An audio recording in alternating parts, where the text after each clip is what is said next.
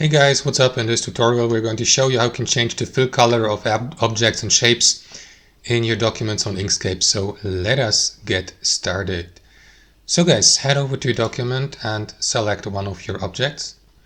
And what you want to do next is, there's for example that option to take a look at that fill color list here at the bottom. So you may use one of these colors as a pre-select, for example, to apply it to the given object. Option number 2 would be to navigate to the given object's settings. So to do that, navigate from the Layers and Objects tab to the right to the Fill and Stroke tab here for the selected object. Expand the color wheel here. You may also choose one of the color style or fill color style like solid color, linear, gradient, radial gradient, and so on and so forth. So if you select the color wheel, you will be given the opportunity to find your color here, for example.